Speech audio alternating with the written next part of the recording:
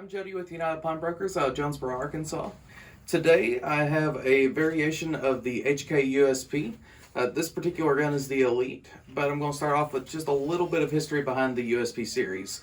So the Hk USP was developed in January of 1993, which quite a while before a lot of the polymer and other single action, double action handguns really started taking off. But it was adopted in Germany as the P8 in 1994. There are a couple of differences between them. The main difference is that the safety selector on a P8 is actually the opposite. So you have up for fire and then down for safe. That is to mimic the Walther P1 and P38 design. Overall, this gun has been adopted by over 20 countries, and it was actually originally designed for 40 Smith & Wesson. It was later adapted to 9mm, and that is what caliber that 90% of the countries and agencies have adopted. But it allows it to handle really hot 9mm loads compared to a lot of guns of the time that were first designed for 9 and then swapped to 40. They had a lot of durability issues. The HK could pretty much handle all of it. They have a really interesting dual spring design. Something that you will find on a lot of HKs is this DE marking. That, if you have that on your slide, that means that the gun was fully made in Germany compared to some of the other ones that were made in the US. On the newer guns, it will have USP written in both sides on the grip. On the original, on the left side of the gun, it would say Hk USP, and then on the right side, it would have the US patent number. Another thing to kind of identify what caliber your USP is, whether you're wondering if this gun was converted from 40 to 9 or vice versa, all of the 45s, like the one I have in my hand, will have the prefix of 25. The 9mm will have a prefix of 24, and all of the 40s will have the prefix of 22.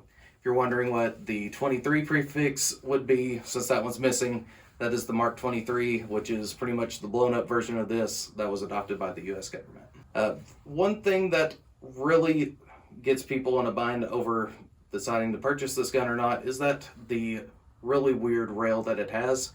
It's proprietary. There is not another company that I'm aware of that uses this rail, but there are a few options.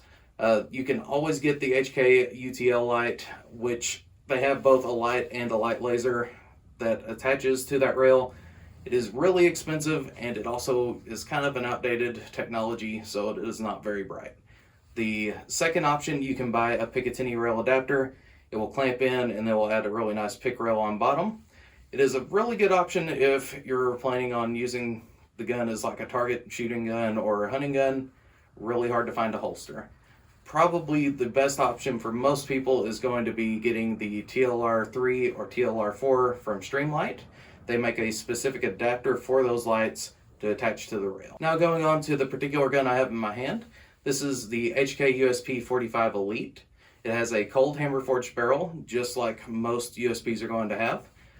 Has polygonal rifling, something on the more target-centered models of the USP. Really hard to see on this one because it is black. It has an O-ring on the barrel. What this allows it to do is center in the slide to give you a really nice accurate shot every time. Has some LPA branded adjustable sights, so the rear sight is adjustable for windage and elevation.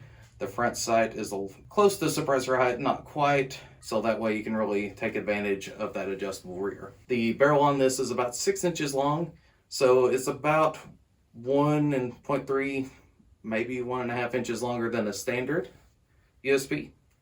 On the Elite, we do have a ambidextrous select lever for the safety and decocker. You push down for the decocker, and you can go up for safe. You can carry it on safe with the hammer down, or you can carry cocked and locked. With this particular trigger, you have a kind of a little screw that you can set the distance of travel. That way you can set it exactly to where you want it. Another couple things that this gun has is that it has a loaded chamber indicator on the extractor. Has a little bit of red that shows. And it also works as a tactile indicator. Has a really oversized trigger guard on it. So if you have gloves, you can definitely get them in there. It is one of the biggest trigger guards I've ever seen on a gun.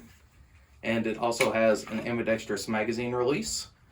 So it is kind of a paddle release, but it's really small. I can't quite reach it with my thumb, but it is really easy to hit with my index finger. This gun comes with two 12-round magazines, and it also comes with a few extra O-rings just in case if this one ever goes bad. But if you're interested in this gun or the many other HKs we have in stock, please come and see us. Thank you.